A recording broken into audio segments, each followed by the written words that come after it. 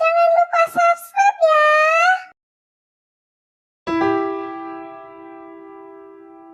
Legenda Batu Menangis. Cerita rakyat Kalimantan Barat.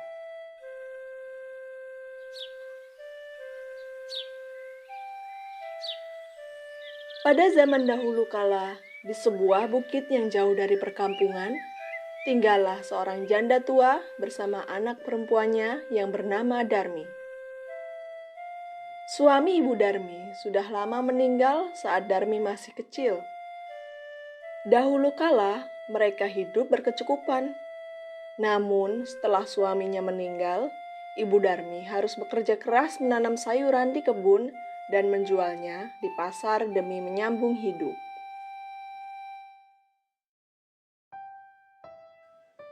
Syukurlah, hari ini cukup banyak sayur yang bisa dipanen, gumam Ibu Darmi dalam hati. Nak, bisakah kamu membantu ibu memanen sayur-sayuran ini? Tidak, ibu. Aku tidak mau kulitku ini jadi gelap seperti kulit ibu. Ibu Darmi sudah terbiasa mendengar penolakan dari anak perempuannya itu. Darmi memiliki paras yang cantik. Dengan rambut panjang yang begitu lembut, lebat dan terurai dengan indah. Namun sayangnya di balik kecantikan itu, Darmi memiliki perisai yang tidak sama dengan kecantikannya. Darmi sungguh pemalas dan manja. Setiap hari, ia hanya bersolek dan menyisir rambut cantiknya di depan cermin. Tak sekalipun ia mau membantu ibunya bekerja di kebun. Hingga suatu hari, saat Darmi menyisir rambutnya di atas ayunan, tanpa sengaja dia menjatuhkan sisir kesayangannya hingga patah. Ibu! Ibu! Ibu! Cepat kemari! Teriak Darmi melengking. Ada apa, nak? Ada apa? Siang itu, Ibu Darmi masih memanen sayuran di kebun. Mendengar suara teriakan putrinya itu, Ibu Darmi segera berlari tergesa-gesa menghampiri putrinya. Ada apa, nak? Ada apa? Tanya Ibu Darmi dengan sisa nafas yang terengah-engah. Lihat ini, Ibu. Sisir kesayanganku patah. Aku minta dibelikan yang baru. Iya, nak. Nanti jika ibu ke pasar, akan ibu belikan sisir yang baru. Aku juga minta dibelikan bedak yang mahal. Tapi ibu tidak punya cukup uang, nak. Uang ibu hanya cukup untuk membeli sisir saja. Mendengar jawaban ibunya, Darmi sangat marah. Pokoknya aku mau sisir dan bedak. Kalau tidak, aku akan pergi dari rumah ini.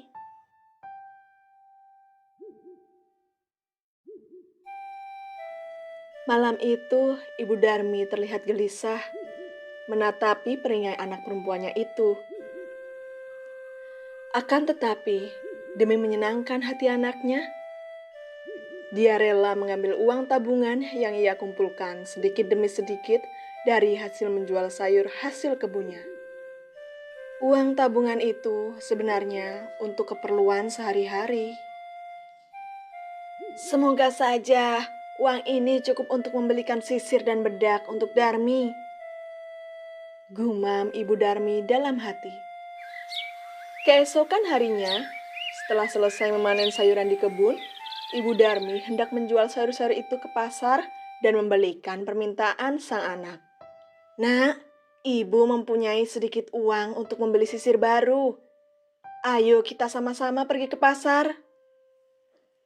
Supaya ibu tidak salah membelikan sisir yang kamu inginkan. Baiklah, Bu. Tapi aku punya syarat yang harus ibu turuti. Ibu tidak boleh berjalan berdekatan denganku. Tapi kenapa, nak? Sudahlah, ibu ikuti saja perintahku. Rupanya, Darmi merasa malu memiliki ibu yang tidak secantik dirinya. Sehingga dia meminta ibunya untuk berjalan berjauhan.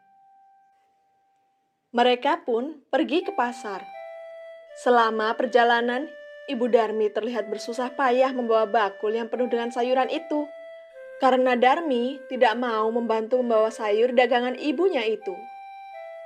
Setelah perjalanan panjang menuruni bukit, mereka akhirnya sampai di perkampungan. Darmi berjalan jauh di depan sang ibu. Ia tak ingin orang-orang kampung melihatnya berjalan bersama wanita tua itu. Tidak lama kemudian, di tengah perjalanan mereka bertemu dengan seseorang yang tampaknya baru saja pulang dari ladangnya. "Hai gadis cantik, boleh aku berkenalan denganmu?" kata orang itu menyapa Darmi. "Oh, tentu saja." Akhirnya mereka berdua berbincang dengan akrab sampai Ibu Darmi datang menghampiri mereka berdua. "Apa kamu berjalan sendiri atau bersama ibu tua itu? Apakah dia ibumu?" "Oh, dia bukan siapa-siapaku. Mana mungkin orang secantik diriku memiliki ibu yang jelek seperti dia. Dia adalah pembantuku."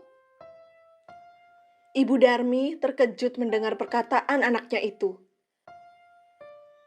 Betapa sedih Ibu Darmi mendengarnya, namun ia hanya menahan dalam hati dan masih memaafkannya. Akhirnya, mereka kembali melanjutkan perjalanan. Darmi masih berjalan menjauhi ibunya yang kerepotan dengan bakul yang penuh dengan sayuran dagangannya itu. Mereka sudah berjalan lumayan lama. Setelah melewati perkampungan, mereka berdua kembali memasuki perkebunan. Di sana, Darmi kembali bertemu dengan dua pemuda kampung.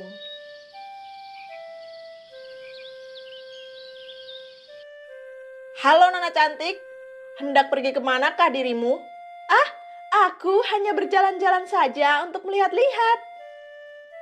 "Apakah kami boleh berkenalan dengan Nona cantik? Kecantikan Nona membuat kami terpana." "Tentu saja aku cantik, karena aku selalu merawat tubuhku ini." Melihat anak perempuannya dihampiri dua pemuda, Ibu Darmi merasa khawatir. Dengan tergesa-gesa, ia menghampiri Darmi dan dua pemuda itu. "Siapa mereka berdua, Nak?" Dua pemuda itu terkejut melihat Ibu Darmi yang tiba-tiba datang. Namun, Darmi terlihat marah lalu membentak ibunya. "Nenek tua, cepat pergi dari sini!" Hati Ibu Darmi terasa sakit. Namun dia masih menahan, lalu pergi menjauhi Darmi bersama dua pemuda itu. "Apakah itu ibumu?" Dengar ya, ibuku jauh lebih cantik daripada wanita tua itu. Dia bukan siapa-siapaku, dia hanya pembantuku. Lebih baik aku menjadi batu daripada harus mengakui wanita tua itu sebagai ibuku."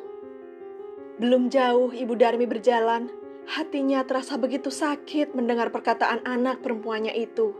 Kali ini, Ibu Darmi benar-benar tak sanggup lagi menahan perilaku anaknya. Dengan perasaan yang hancur, ia menangis terisak-isak karena sudah tak tahan lagi menahan rasa sakit hati. Kemudian, Ibu Darmi bersimpuh berdoa memohon kepada Tuhan. "Ya Tuhan, hamba memohon ampun atas semua kesalahan putri hamba. Hamba sudah tidak kuat menahan penderitaan ini. Hamba sudah tidak mampu menghadapi sikap angkuh putri hamba. Ya Tuhan, tolong berikan hukuman yang semestinya kepada putri hamba. Hukumlah putri hamba yang durhaka ini ya Tuhan." Saat Ibu Darmi berdoa, tiba-tiba langit yang tadinya cerah berubah menjadi gelap. Angin bertiup dengan kencang. Dengan wajah ketakutan, dua pemuda itu berlari meninggalkan Darmi yang berdiri mematung. Tubuh Darmi terasa kaku.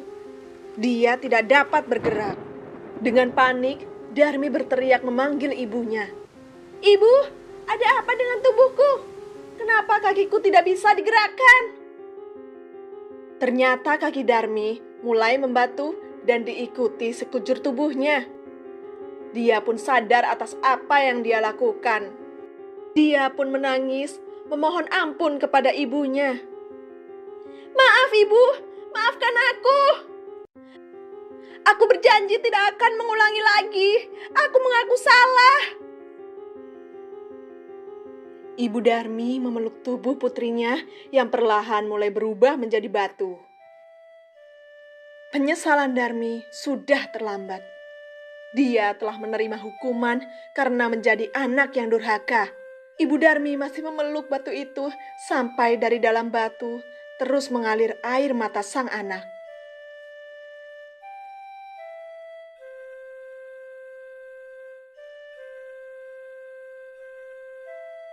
Sampai sekarang, batu itu dikenal dengan nama Batu Menangis.